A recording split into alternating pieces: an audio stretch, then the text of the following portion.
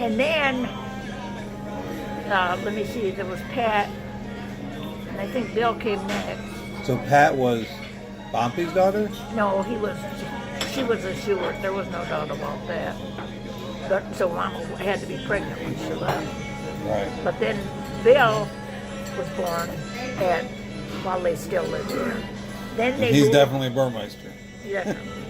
And then they moved to Rhinelander, Wisconsin, according to the story. Now, I wasn't aware of where she was at that time. And then from there to Appleton, Wisconsin. And that's where I caught up with her at 14. Right. But by that time, she didn't have Ronnie yet. Jim must have been the baby. And then she had Ronnie and Tommy Lee after that. Ronnie, I remember Ronnie. Yeah. Because Ronnie went to service, right? But he got killed. No, Vernon was killed in service. Ronnie, he had graduated from Western Michigan University. He was living in Kalamazoo. They were at that time. And I don't know just how it happened, but I don't know who called Jim. Somebody called Jim, and when Jim got over there, he had been shot. Oh, that's right. You told me. And they never did. When Al and I stopped one time and talked to the sheriff's department, they still said that case was still open after all those years, and they still had that rifle. It was a rifle that he was shot with. You said they didn't know if it was suicide or murder. And the question is, isn't it pretty hard to shoot yourself with a rifle? You would think, but if Anyway, it's the only thing you got, I guess maybe Yeah, you can make it but happen. he was married. Ronnie was? Yeah, No kids? and he had a job. He was going to be teaching school in the fall. He had just graduated from Western as a school teacher. As what? As a school teacher. Wow. That seems weird, right? Certainly does. He was married. So what happened to his wife? But he had no kids, right? No, they hadn't been married very long. I don't know. But it was a strange thing. She had gone to work, and then I think Jim called her. I don't know. I didn't get all the details, but that's. Yeah, I remember Uncle Jim went over. I remember that part of the story that he went over and found And her. I think he called her and the police when he found him. So I don't know what happened. But anyway. What happened to Tommy Lee? He died as a baby, right? Yes, he had meningitis. He died I think he was about 9 months old when he died. And really, that was kind of common back there. So only losing one baby out of all the babies she had, that's pretty good, right? Right, yeah. Huh. The rest of them she gave away.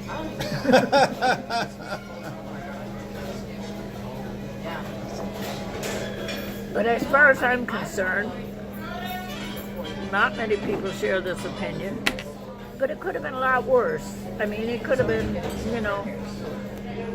all kinds of things could have made it worse. I don't think the rest of us fared too badly because she was, she left. We were from pillar to post for a while, and then my dad, during the Depression, decided to go back up north. We were living in Detroit when she left. And it was a few strange years there, and then, like I say, by the time I was 12, the Michigan Children's Aid stepped in and took Betty and I. And I thought we had a pretty good life, but she never did. It was. You mean after they took you or before? After they took us. Yeah, I mean, I wouldn't want one of my children to live like we did. I mean, we moved a lot, and we were alone a lot, and I mean, training was just not there, we just lived more or less. Dad always got us up at 4 in the morning and fed us before we went to work, And we knew what time we had to leave for school. Right. And then when we came home, you know, it was just Vernon was supposed to bring the wood in, but very rarely did. Betty and I used to help him last minute. I think he started to read when he quit wearing diapers because he would read from morning to night. Well, Roland was like that. Oh, yeah? Yeah, Roland would love to read. I come home, I homeschooled. I taught him to read, right? And then I started work again because we were buying that house so Russell could stay in it. And so I was working second shift. So Barb was working days, I was working second. That way the kids, we always there for him, you know. And I'd come home from work and he'd have a stack of books laying by his bed that he had read when I was gone. Phenomenal.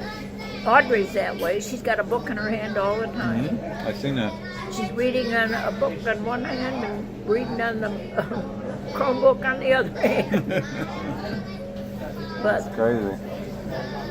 I used to read, but I don't read. I read the I read Bible things. I have 3 Bible. Well, I read 2 different sections of Billy Graham. I was very funny.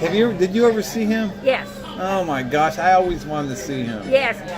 Sheila's good about a lot of things. She called me one day and said she had a chance and she bought us each a ticket.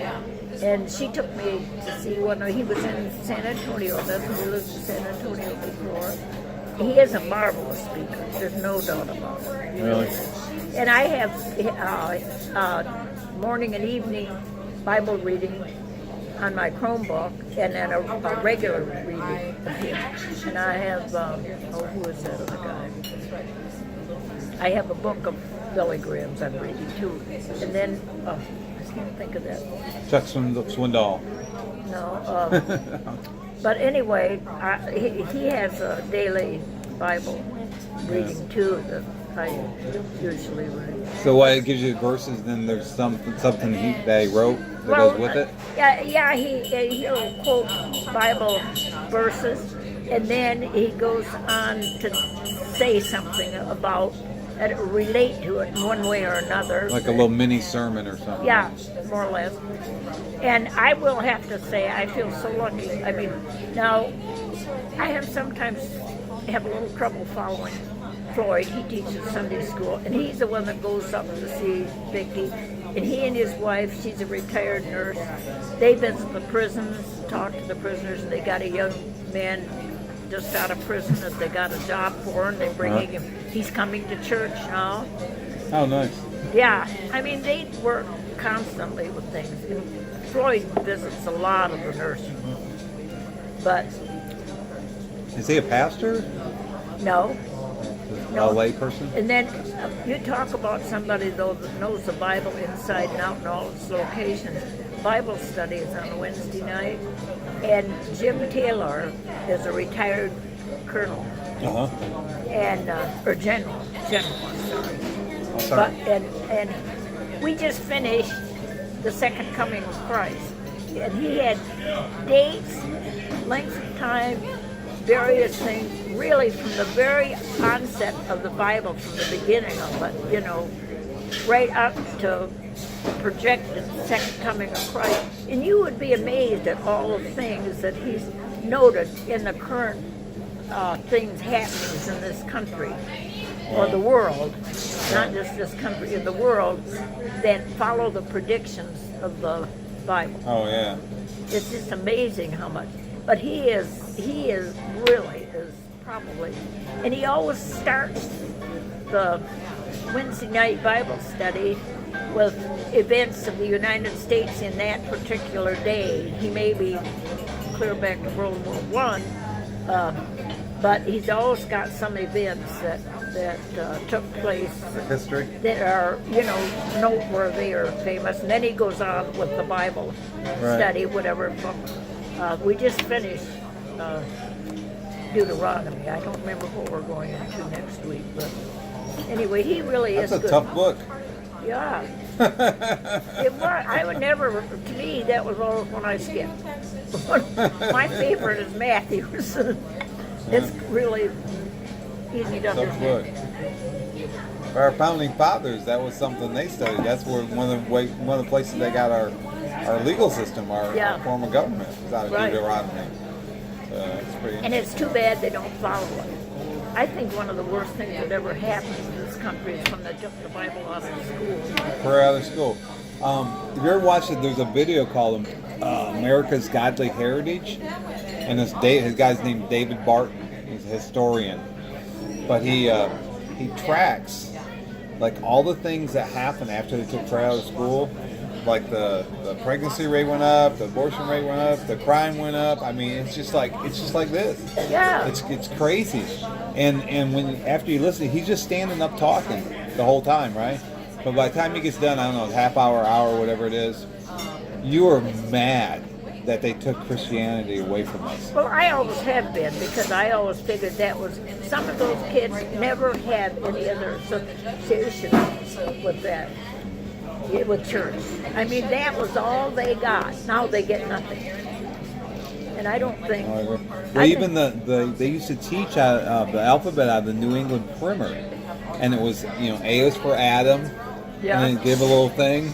B is for the Bible, and then give a little thing, and C. So it was all scripture-based. Right. The whole thing, how they used to teach children in kindergarten.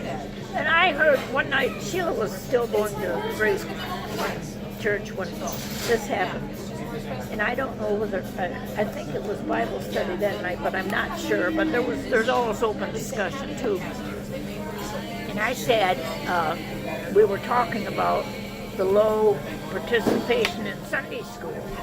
And somebody said, well, you ask the kids and they don't want to go. And I said, who in the world ever asked them? Of course. I know, it's not an option. And she said, well, what do you do? And I said, well, it was just like, you don't ask them if they want to go to school. I said, it's just part of what they're supposed to be expecting. Sunday is the day they go to church. Monday, Tuesday, Wednesday, Thursday, and Friday, they go to school, public school, or private school, whichever the case may be. And some lady sitting next to Sheila said, did that ever bother you? And Sheila said, I don't ever remember being asked. She said, we just knew that on Sunday morning we got up and... Because it was the norm. Yeah. See, the kids don't ask because it's just a norm. That's what they think is normal. They think, in any situation, like even in situations where there's abuse, right? Well, they just think that's what happened in everybody's house. They don't know any different, so it was just a norm for them, you know what I mean? Well, I can't understand how adult people, can think it should be optional. Shouldn't be. You're the parent. You're the one that makes the choice. Hey, I want you to do me a favor. Maybe two things. Like that video I talked about, like I told Marcia did. So you might want to think about doing that sometime. But I would like you to write your, not write your life story, but you were born where? Grayling. Well, just put County. Get a map, wherever the country, and put like Grayling. 19, when were you born? 24? 24. 1924 until blah, blah, blah. And then I went to where? Where'd you go after Grayling? Yeah. Gosh, I don't know. My folks moved a lot. We were living in Lovells when Vernon started school, and I went to school with him. Yeah, maybe you put the schools too, but you know what I mean? Draw a map. I could help you sometime do that. We just get a map and do it, but it wouldn't be that difficult, you know what I mean? You haven't lived that many. How many places you live? Oh, I'm just going to drop this off. Let me know if you need anything, okay? I couldn't begin to tell you. I don't think I could begin to remember, especially when we lived with my dad, because, of course, he moved when the camp moved. He ran lumber camp, and whenever the camp moved, he moved with them. Right. So now was that was thank all? you. No? Okay. That was all in the UP? No, it was Lower Michigan. Okay. We lived in Lower? Upper Lower Michigan. Yeah, Right. Ross Common, Grayling area. And then later he worked for Ford at Sheridan. It was Ford and Dodge Motor. They owned most of the forests in that part of the country back then. Right. You know, all the Who did? The Ford Motor Company Oh, okay. and Dodge Motor Company owned acres and acres of forest up in there, and that they cut it out. It was very specific of what trees they could take, you know, and part of it went into pulpwood, and part of it went into the sawmill. Right. But it wasn't stripped land. It was trim the trees out. Was what Right, thin them out. Yeah. But we never lived when Vernon and Dad did after they took the Michigan children. They took Betty and I, but we never lived in the camp itself when Betty and I were living with them. We always lived on the outside of camp, Right. close by. In your own house? We had never owned a house. We moved so often we couldn't even keep track of the school. The apartment or what? Trailer? A house, and I lived in a rented house. Oh, okay. And because, you know, we moved. Yeah, you moved so much. Too much, way too much. Oh, tell me the version that Grandma. See, because my version of Grandma was she was hanging the clothes up on one side of the barn, and Grandpa was cutting the wood on the other side with the buzzsaw, and the blade flew over the barn and cut her arm off. Well, it didn't fly over I don't think it flew over the barn. The way I remember that pickup, I wasn't there, but the way they had that I don't know that it was pickup, it was a truck. It was back in there between the house and buildings. There was the house was like here in front of the lake. Uh-huh. There was a driveway here, and then this house back here that was up on a hill where Mom and Irvin lived. But that truck was like, it's just part of the driveway here. And see, they had a driveway right in front and a driveway at the back of the house they lived in. Right. And it was at the back. This isn't when he worked for the Colonel, right? He worked for a Colonel somewhere, and they had a little guest house he stayed in. Anyhow, go ahead. This was their house. Oh, okay. This was their house. And they were buzzing, Irvin was buzzing wood.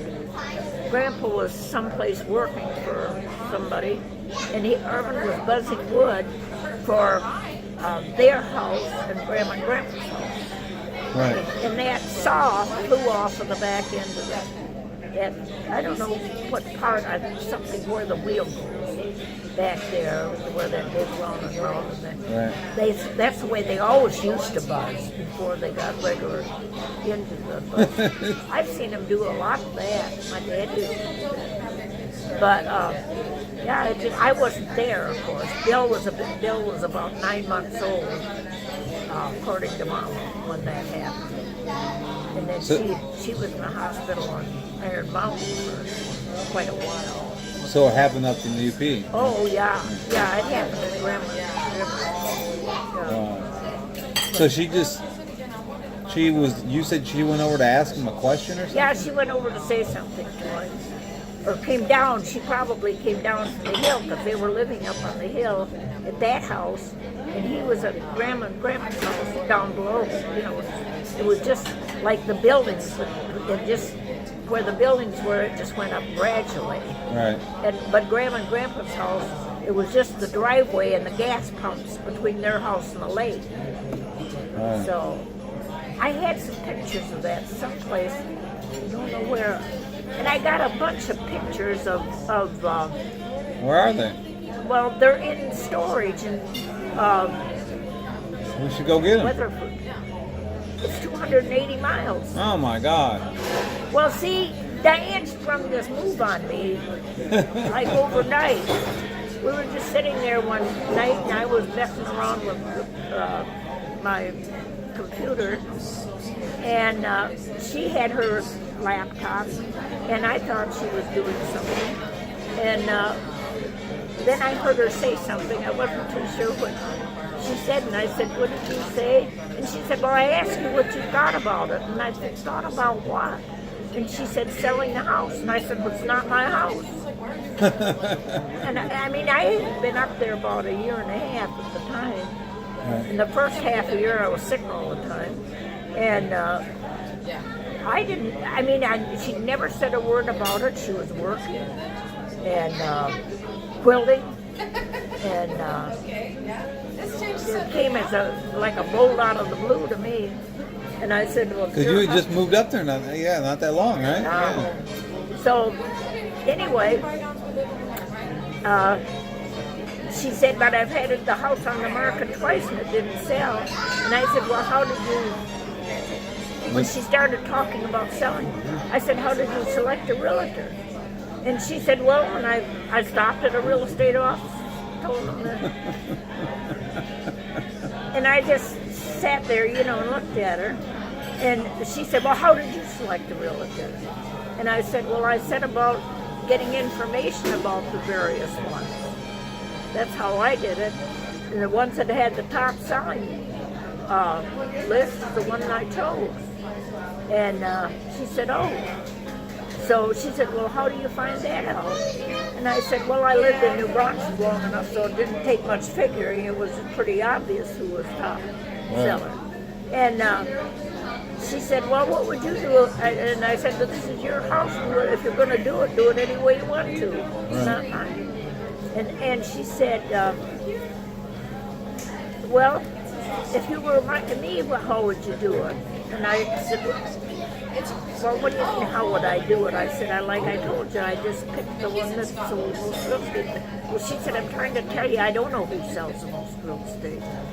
And I said, well, in that case, I said, you better find somebody that does. And she said, would your realtor know who did?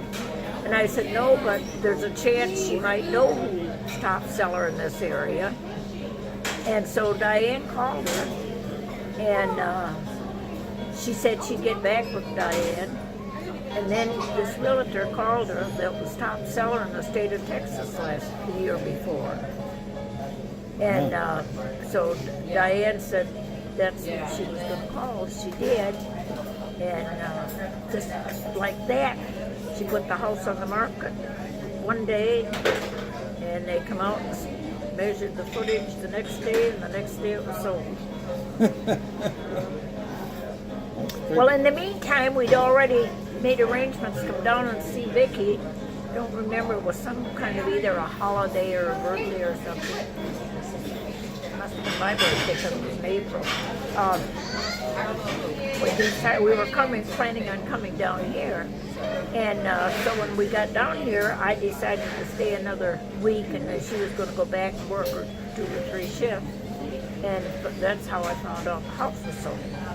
And so I've been here ever since.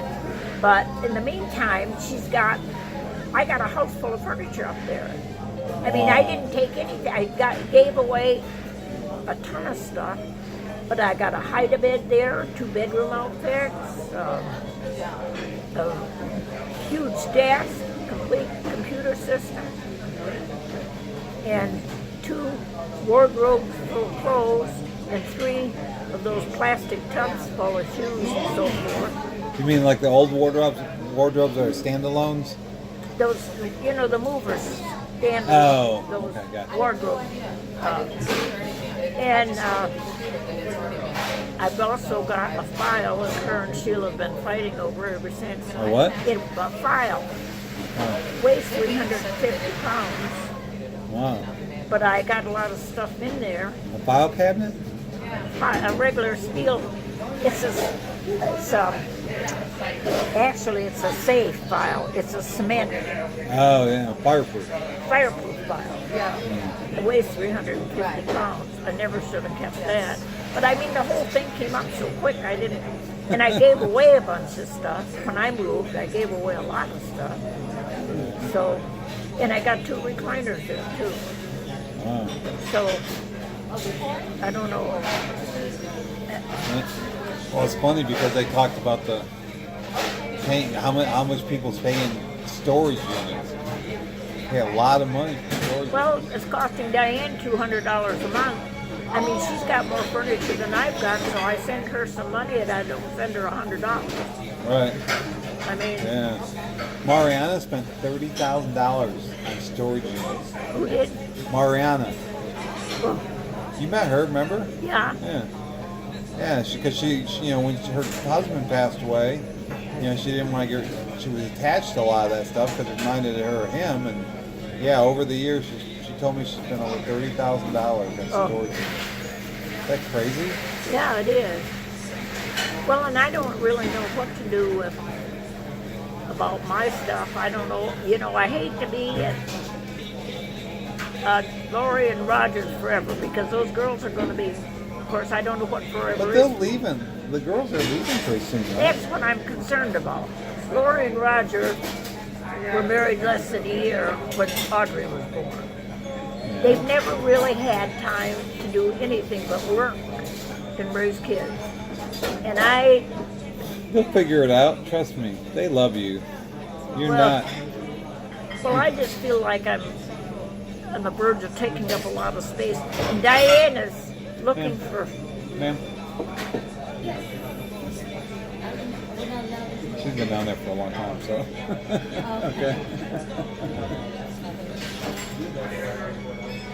Thanks. Diane is looking for a house, and I keep telling her I'm not buying a house. Oh, ma'am? I want a receipt. Look at your receipt. I keep telling her that I'm not buying a house, that she shouldn't plan on me at my age to begin with.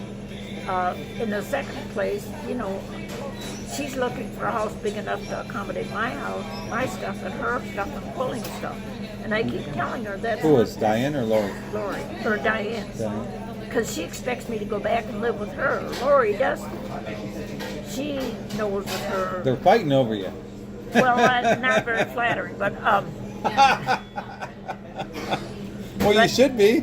well, I am in a way. But Diane, Lori's concerned because Diane, she fires off every once in a while, but she hasn't been me so far. But she can be pretty sarcastic when she puts her mind to it, and it bothers Lori. She doesn't like to hear that. I don't like it, but if life's like that with some of them. So, it doesn't really disturb me. She's gone back to church, and I'm pleased about that. And that was one thing. She hadn't gone to church since the boys were little. Thank you. There's your receipt. Okay. You're welcome. She hadn't been going to church since the boys were little.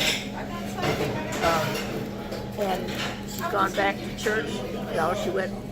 I told her when she called and told me, or when I talked to her, and she wanted me to come up there and live with her. I said I don't think that would work out because some way I got to figure out some place where I can be going to church. That would be worse than getting rid of my house. That's bad enough. Right. And she said I'll go, and she never missed a Sunday. And even when she went back up there and worked, she went back to church. When Sheila was up there helping her get the stuff ready to put in storage, she and Sheila went to church. And now when she's here, she picks me up on Sunday and goes to church. And I'm glad nice. of that. Right. But Diane gets about so tired. She gets pretty sarcastic, but I just blow it off and go to my room. Well, she works those crazy hours, right? Oh, 12-hour shifts on her job. And she's Middle of the night. Her back's bothering her bad. That House of Wards, it wasn't the same kind of stuff as Sheila's, but it was a mess. I used to go down there every week or so and try and put things back together. But Whose house? about every week or so. No, I said whose house? Warren's. Oh, Warren. He does the best he can, but you got to know what he came from to know what's the best he can. Right. But Diane has really, and she's really, I think she's worked him almost to death. She swept the walls down, and that doesn't good enough, so she said to Warren they had to be washed down too. And that, he couldn't believe that. And, Need to get a maid. Well, I he does. got a maid, and she's $10 an hour. She's an older retired lady. Sandy's probably 70 now, 72, 73, but she's in really good shape, really good health. And she comes over every other week, $30, $40. 20, that's cheap, right? Well, see, Diane's going to be 50, what? She was born in 1950. She's going to be 68. Right. 68. And she works like a man. Diane is a worker. There's no two ways about it. But Warren has been tickled that the house was put back together, and I think she's done a good job.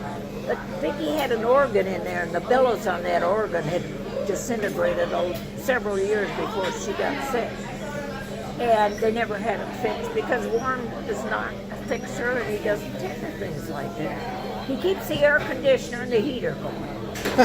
Yeah, he does. And he's good about doing laundry.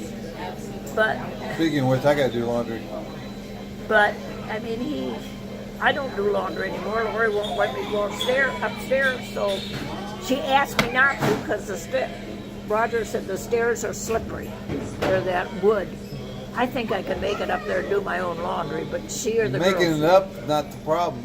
Getting the way you're going to get down is what they're worried about. Yeah, that's probably it. But anyway, Warren's happy about what she's done in the house. And if she stays, I'll bet she'll do a lot more because that garage is still boxes and boxes and boxes of empty boxes. Because they don't use the garage, never have. It's all finished inside. That seems really common around here. Yeah, well, see. Even in Lori's neighborhood, you drive by, all the garage doors open, and all the vehicles out in the street. Yeah. But the lots are so small. I mean, We even had. Texas is so big, and the lots are like this big. Well, our lot was big. We had. Well, you were there. Yeah. But we had heat and air in our garage. But I mean. Al was good about. I mean, we had just about all we could use in everything. I just don't understand the new neighborhoods when they have, they got this really nice house and it's on this little dinky piece of property. Oh, that's. Is there not any place to park your car? Recently. Well, I mean, now up in the area where I was, those were half-acre lots. All of them. Mine's an acre lot. Yeah. Well, Diane's was in Weatherford too. Yeah, that's nice. It's fenced in. The dogs are like, you can let the dogs outside. They stay out there. So I talked to my Aunt Maddie, and she's like, "Oh yeah, your dogs are welcome, but they're outside dogs, right? They sleep outside, right?" Like, no. Your Aunt Maddie, where's she now? She's in Phoenix. Oh. She's 84, but she kept saying this hummus. This hummus is bothering me. This hummus. I'm like, hummus is something you eat, right? Yeah. I'm like, what she talking about? And I finally figured it out. Alzheimer's. Oh. It sounds like hummus, but she's saying Alzheimer's.